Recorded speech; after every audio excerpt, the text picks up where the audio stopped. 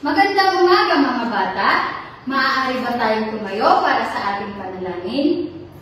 Panginoon, maraming salamat po sa araw na ito na ipinagkaloob mo po sa amin. Bigyan niyo po kami ng malawak na pag-iisip upang mas mabilis po namin maunawaan ang aming pag-aaralan sa araw na ito. Ito lang po ang aming mga samot-dalangin sa pangalan ni Jesus na aming tagapagligtas. Amen. Bata, manatili tayong tumayo para sa ating hinandang awitin. Pamilyar ba kayo sa awiting Ako'y Isang Pinoy? Magagaling! Ako'y isang Pinoy, sa puso't diwang, Pinoy na isinilang sa ating bansa. Ako'y hindi sanay sa wikang banyaga, ako'y Pinoy na mayroong sariling wika. Sikat Jose Rizal, nooy nagwika, siya ay nagpangaral sa ating bansa. Ang di raw magmahal sa sariling wika, ay higit pa ang amoy sa mabahong isda. Maraming salamat mga bata. Masaya ba kayo sa ating hinawit? Mahusay! Mga bata, maaari na kayo pumupo. Mga bata, bago tayo dumako sa ating pag-aaralan, maaari niyo bang basahin ang layunin? Sa pagtatapos ng aralin, ang mga mag-aaral ay dapat, number 1, na iisa-isa ang mga elemento ng bansa at na ipapaliwanag ang kahalagahan ng bawat isa. Number 2, na ipapakita ang pagmamalasakit at pagmamahal sa bansa sa pamamagitan ng paggalang sa watawat at pambansang awit. Number 3, naguguhit o naisusulat ang 4 na elemento ng bansa. Mga bata, maaari din ba nating basahin ang mga alituntunin sa silid-aralan? R, respeto sa bawat isa. U, unawain maigi ang instruction. N, laging magtaas ng kamay kapag may nais sabihin. E, epektibong lumahok sa talakayan.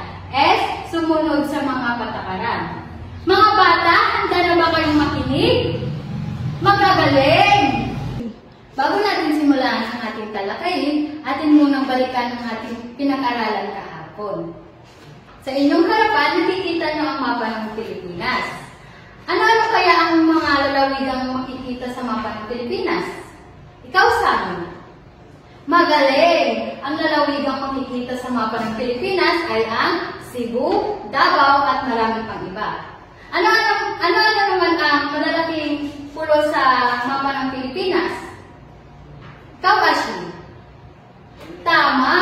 Ang malalaking pulo sa mapa ng Pilipinas ay ang Luzon, Visayas at Mindanao. Saan pulo naman tayo kabilang? Ikaw, CM. Magaling! Tayo ay kabilang sa Luzon. Ano naman kaya ang pangalan ng ating bansa? Mahusay! Ang pangalan ng ating bansa ay Pilipinas. Go. Bago tayo dumako sa mismong aralin, may papakita muna akong larawan na may kaugnayan sa ating pag-aaralan ngayon. Tignan ang larawan at tukuyin ang tamang salita batay sa pinapakita nito. Sa unang larawan, ano kaya ito? Tama, Pangulo. Sa pangalawang larawan, ano naman ito? Magaling, pamahalaan.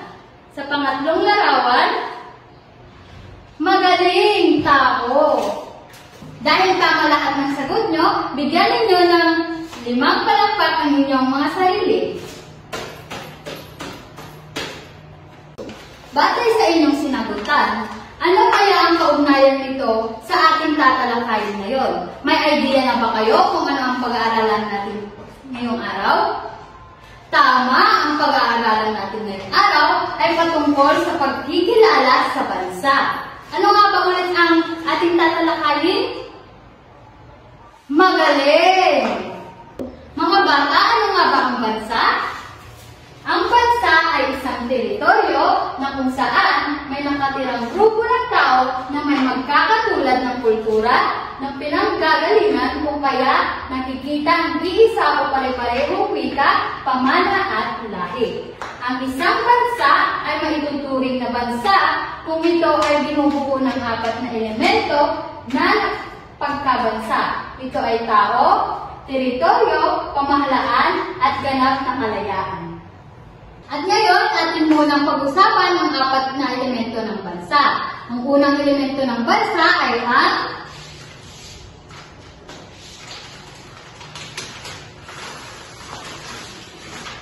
tao. Ano nga ba ang tao? Ang tao ay tumutukoy sa grupong naninirahan ng isang teritoryo na bumubuo ng populasyon ng bansa. At ang pangalawang elemento ng bansa ay ang teritoryo.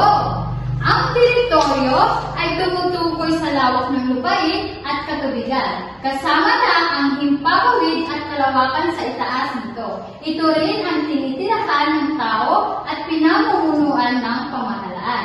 At ang ikatlong elemento ng bansa ay ang pamahalaan. Ang pamahalaan ay isang samahan o organisasyong politikal na itinataguyod ng mga grupo ng tao na naglalayong magtatag ng kaayusan at mapanatili ng isang sibilisadong lipunan. At ang ika-4 naman ng elemento ng bansa ay ang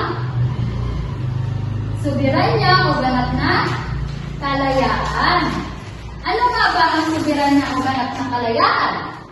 Ang soberanya ay ang kapangyarihan ng ating pamahalaan upang sila ay magkaroon ng kakayahan na pamunuan tayo mga nasasakupan. Ito ay tumutukoy rin sa kalayaan magpatupad ng mga programa na hindi pinapakailaman ng ibang bansa. Yan nga ang 4 na elementong bumubuo sa isang bansa. Tandaan nyo na ang isang lugar hindi maituturing na bansa kung may isa o higit pa ang kulang sa alinmang 4 na elementong nabanggit. Malinaw mga bata? Magagaling! Dahil kayo ay nakikinig at tiyak kung kayo ay may natutunan, naghanda ako dito ng aktibidad. Atin munang basahin ang panuto, gamitin mong gabay ang simbolo sa ibaba upang mabuo ang maikling sanaysay tungkol sa baksang na pag-aralan mo. Bibigyan ko lamang kayo ng 10 minuto para sagutan ang inyong aktibidad. Tapos na ba kayo mga bata? Maaari na kayo makipagbalitan ng papel sa inyong katabi at ating i-check kung tama din lang ang inyong mga sagot. Ngayon, tapos na tayo sa aktibidad. At ngayon naman, mga bata, paano masasabi ang isang lugar ay isang bansa? Tama, mahusay.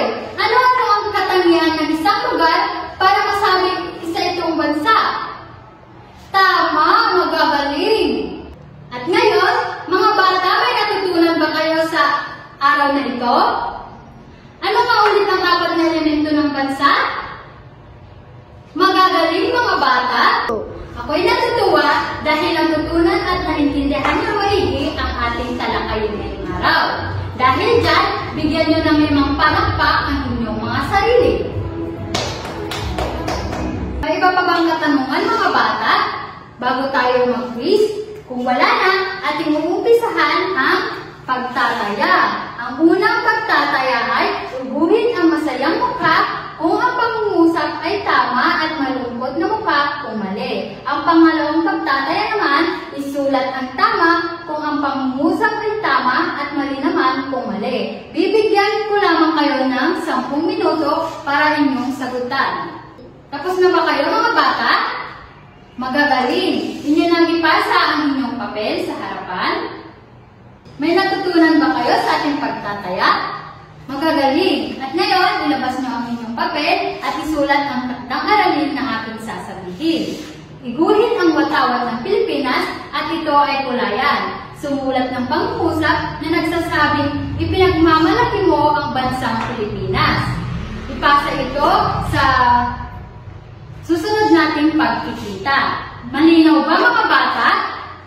At ngayon, maghanda na kayo at tayo uuwi na. Bye-bye mga bata!